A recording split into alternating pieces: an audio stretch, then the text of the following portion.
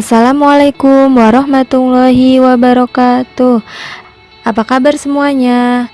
Semoga kalian semua selalu dalam keadaan sehat walafiat dan tetap semangat ya belajar di rumahnya. Alhamdulillah pada hari ini kita berjumpa lagi ya di pembelajaran kita. Pada hari ini kita akan belajar pelajaran ilmu pengetahuan sosial, yaitu masih tema 4, berbagai pekerjaan. Nah, pada hari ini kita akan membahas tentang skema kegiatan ekonomi pada proses menghasilkan beras. Usaha agraris. Usaha agraris bergerak dalam pengelolaan usaha tanah seperti pertanian, perkebunan, perikanan, kehutanan, dan lain-lain. Dalam pengelolaannya, usaha ini berkaitan dengan keadaan alam seperti iklim, cuaca, keadaan tanah, air, dan sebagainya. Nah, kegiatan utama usaha agraris ini yaitu menghasilkan produk berupa hasil alam. Nah, untuk memproduksi hasil alam, pelaku usaha agraris harus melakukan serentetan proses panjang seperti pengolahan dan pemanfaatan alam. Nah, dalam contoh usaha agraris ini yang akan kita bahas adalah menjadi petani. Dalam melakukan pekerjaannya, petani harus melakukan beberapa langkah untuk menghasilkan produk. Pertama, yaitu petani harus mempersiapkan lahan tanam, melakukan penanaman, merawat tanaman, dan akhirnya memanen hasil tanam. Hasil panen inilah yang disebut sebagai output atau hasil dari usaha agraris. Khusus yang akan kita bahas yaitu proses pengolahan padi menjadi beras. Setelah para petani menanam padi serta merawatnya, kemudian padi tersebut diproses kembali untuk diolah menjadi beras. Pengolahan padi menjadi beras merupakan sebuah proses yang panjang. Nasi yang kita nikmati setiap hari di meja makan juga merupakan produk jerih payah para petani dan produsen. Mari lebih menghargai kerja keras petani Indonesia dengan cara mengambil nasi dengan secukupnya dan tidak menghambur-hamburkan nasi ketika kita makan. Proses pengolahan padi menjadi beras. Dalam proses pengolahan padi menjadi beras ini mengalami proses yang sangat panjang. Yang pertama yaitu sebelum padi diproses menjadi beras, yaitu dari padi dipanen. Padi dipanen ketika kadar kelembaban bijinya mencapai 25%. Tanaman padi di berbagai sawah umumnya dipanen menggunakan tangan. Namun, ada pula yang menggunakan mesin pemanen padi. Yang kedua yaitu memisahkan gabah dari batangnya.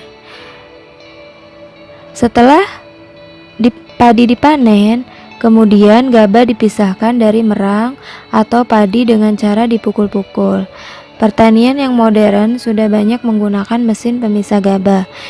Sedangkan petani yang lebih tradisional juga tidak langsung memisahkan gabah dari batangnya, namun menjemurnya dulu selama kira-kira seminggu. Langkah selanjutnya yaitu pengeringan gabah. Sebelum diolah, gabah perlu dikeringkan dahulu hingga kelembabannya mencapai 20%. Nah, setelah gabah dikeringkan, kemudian proses selanjutnya yaitu penggilingan gabah. Gabah digiling untuk memisahkan sekam padi dari beras atau kulit padi dari beras. Jika hanya sekam yang dihilangkan, hasilnya adalah beras merah. Jika bekatul ikut dihilangkan bersama sekam, hasilnya adalah beras putih. Nah, dalam proses penggilingan gabah modern ada dua jenis proses. Proses pertama adalah penggilingan satu tahap, yakni penggilingan padi hingga sekam dan bekatul terpisah bersamaan. Sedangkan proses yang kedua adalah penggilingan dua tahap, yaitu penggilingan padi hingga sekam terpisah, kemudian menggilingnya lagi hingga bekatul terpisah. Langkah selanjutnya yaitu pemutihan beras. Setelah gabah menjadi beras, kemudian beras diputihkan dengan bubuk talk. Namun, selain penggunaan talk, industri beras dapat memutihkan beras menggunakan bubuk glukosa yang lebih aman. Nah, proses akhir kemudian yaitu beras ditimbang, dikemas, kemudian barulah siap untuk dijual atau didistribusikan. Setelah didistribusikan ke produsen, kemudian dibeli oleh para konsumen.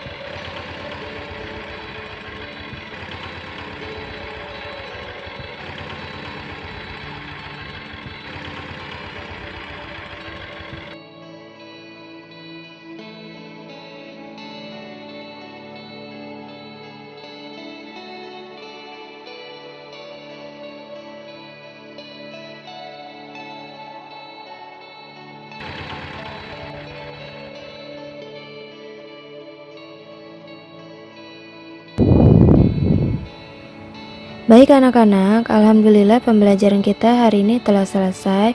Semoga kalian semua dapat memahaminya dan lebih menghargai hasil jerih payah para petani kita. Cukup sekian dari Ibu, kurang lebihnya mohon maaf. Wassalamualaikum warahmatullahi wabarakatuh.